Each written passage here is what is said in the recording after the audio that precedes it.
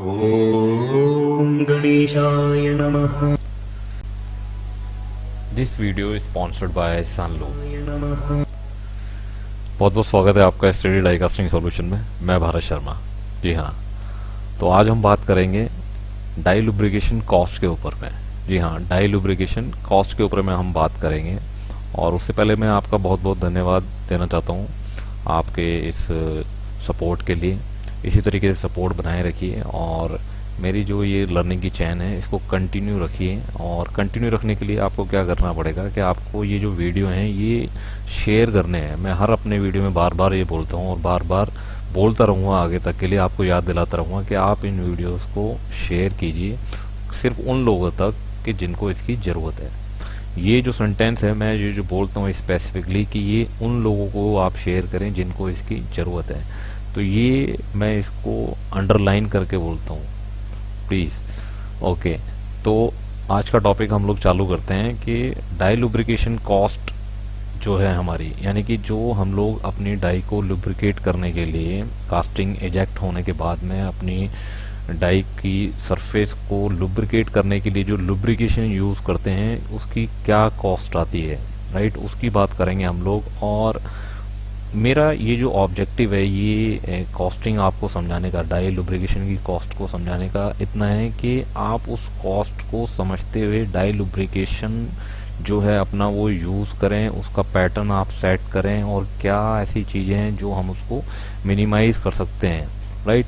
उसको जब आप लोग बारीकी से समझेंगे कि मेरी जो एक एक ड्रॉप है मेरे डाई लुब्रिकेशन की वो कितना जो है कॉस्ट लेती है, तो आपको एक आइडिया लगेगा। जब भी आप शॉप फ्लोर पे जाएंगे तो आप कनेक्ट हो पाएंगे उससे। जब भी आप देखेंगे आपने डाई कोट को वेस्ट होते हुए, अपने डाई लुब्रिकेशन को वेस्ट होते हुए, या डाई लुब्रिकेशन का इवन जो अभी नॉर्मली आप जो यूज़ कर रहे होंगे, इस डाई लुब्रिकेशन कॉस्ट के सेशन के बाद में आप वो समझ पाएंगे कि मुझे जो है इसको कंट्रोल करने की ज़रूरत है और कंट्रोल करने के बाद मैं इस ऑर्गेनाइजेशन की कितनी कॉस्ट जो है वो सेव कर पाता हूँ। तो ठीक है, चालू करते हैं हम लोग, इसको समझते हैं कि कितना कॉस्ट जो है ये पड़ता है हमें, राइट।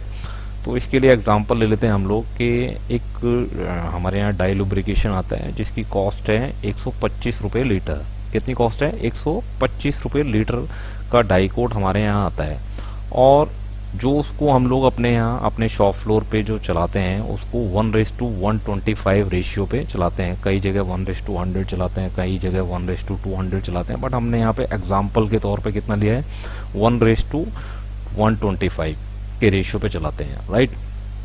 और मैं आपको एक ये बता दूं कि एवरेज जो हमारे स्प्रे पैटर्न से निकलता है, स्प्रे, राइट, विद मिक्स होके हमारे वाटर से मिक्स होके, वो एवरेज जो है 0.75 लीटर, 0.75 लीटर, मैं आपको एवरेज बता रहा हूँ, 0.75 लीटर पर सेकेंड, 0.75 लीटर पर सेकेंड।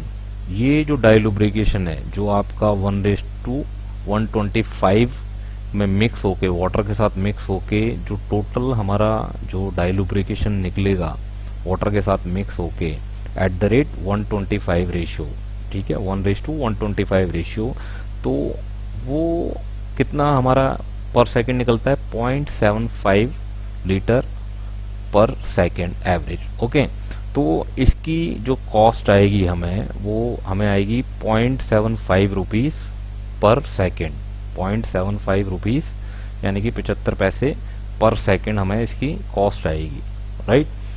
ओके, अब अगर हम बात करें कि हमारा जो एवरेज स्प्रे हो रहा है मशीन के ऊपर में वो 4 सेकंड हो रहा है, 4 सेकंड हमारा जो है स्प्रे हो रहा है, तो उस 4 सेकंड की कॉस्ट कितनी हो गई हमारी, वो 3 रुपये हमें कॉस्ट पड़ेगी उस डाई लुब्रिकेशन की।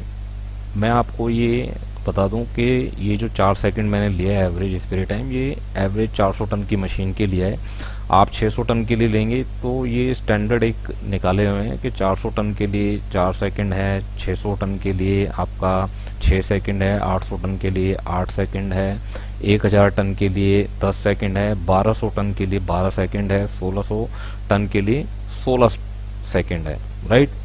तो आप ये समझें कि अगर आपका 400 टन की मशीन पे 4 सेकंड का स्प्रे चल रहा है, तो उसमें आपका 3 रुपये जो है आपका पर जो शॉट है, पर शॉट जो है आपका डाई कोट जो है, डाई लुब्रिकेशन जो है वो की कॉस्ट जो है वो लग रही है, राइट।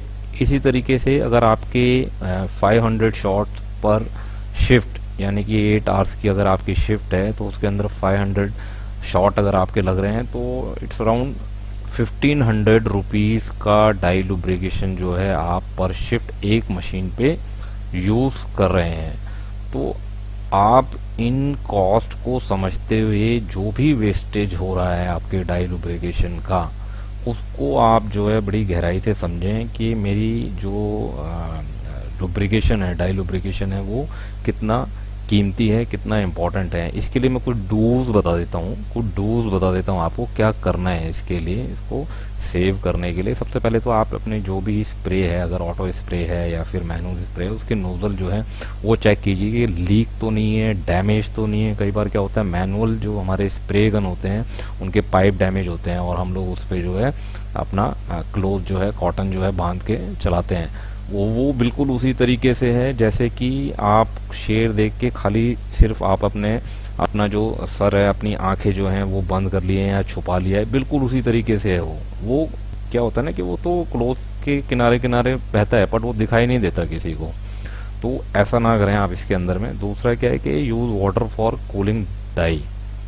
हम क्या करते हैं कि अपनी डाई की कूलिंग को जो है ना चला के, ठीक है, हम सोचते हैं कि हम अपने स्प्रे से ही उसको कंट्रोल करेंगे, राइट, बट ऐसा नहीं करना उसके अंदर में। दूसरा है डोंट्स, क्या नहीं करना है। ये था क्या करना है, अब क्या नहीं करना है। आपको क्या करना है इसके अंदर में कि अपना जो स्प्रे है ना, जिनके हाथ में मैनुअल स्प्रे होता है, वो आप मोस्टली देखो कि वो जो डाई है या फिर अपना जो प्लेटफॉर्म है, ऑपरेटर जो प्लेटफॉर्म होता है, उसको क्लीन करने के लिए भी जो है अपना स्प्रे का ही यूज़ करते हैं, राइट। दूसरा डाई को साफ़ करने के लिए, जैसे फ्लैश वगैरह आ गई, तो वो उसको पूरा साफ़ करने के लिए भी डाई कोट यूज़ करते हैं। तो ये उन्हीं को आपको अंडरस्टैंडिंग देनी है कि ये मैं आपको ये जो कॉस्टिंग समझाइए, ये इसी अंडरस्टैंडिंग के लिए समझाइए कि ये कितना कॉस्टली पड़ता है आपका, ठीक है।